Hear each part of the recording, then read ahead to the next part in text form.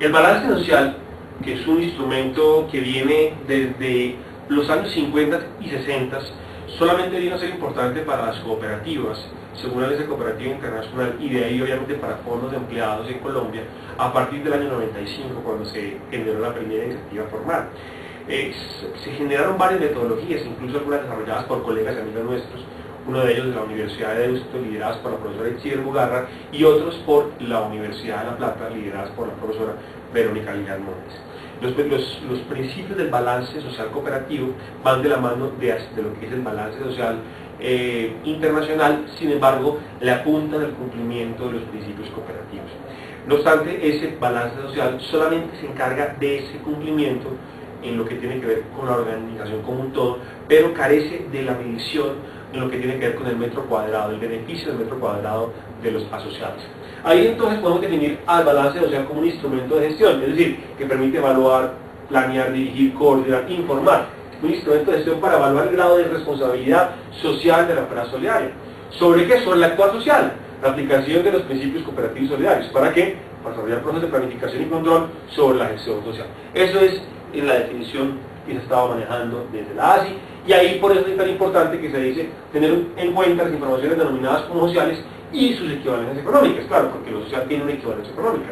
Objetivo, evaluación interna de la responsabilidad de la empresa solidaria como una organización económica y social, pero también que nos permita comparar con otras cooperativas o fondos de empleados. Eso nos permite un diálogo de la organización con la comunidad, pensando incluso en la intercooperación, el diálogo de la organización hacia adentro de sí misma como una entidad que cumple los principios y los valores de la doctrina que la caracteriza y que no es un embeleco académico, sino que es una entidad cooperativa, que hablaríamos después en otro escenario sobre el tema, y claro, ojalá si fuera un marco común.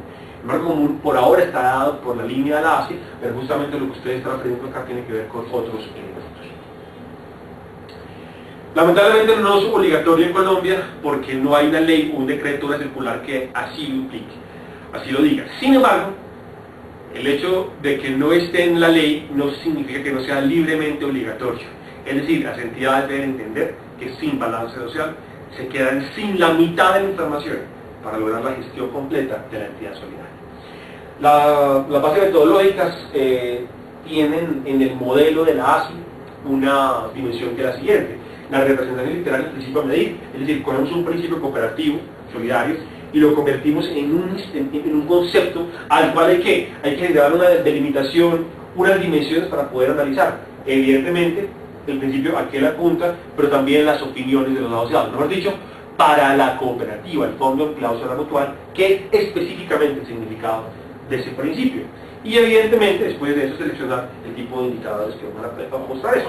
Voy a mostrarles un ejemplo con dos principios. El primero es el segundo principio, que es el control democrático de los miembros, cuando dice que las cooperativas o fondos de empleados son organizaciones democráticas controladas por sus miembros, quienes participan activamente en la definición de las políticas y en la toma de decisiones.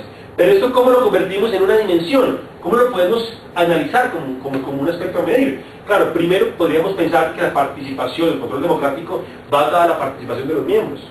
Si esto se hace de manera democrática o se hace de manera dedocrática. Y claro, la asamblea de los delegados, que es el máximo ente de dirección de la entidad, cuando hablamos si el grado de control por parte de los asociados debe realizarse continuamente en la medida en que las roscas, cuando se entronan, terminan por afectar la democracia. Puede haber roscas eficientes, pero no necesariamente una cooperativa exitosa es democrática.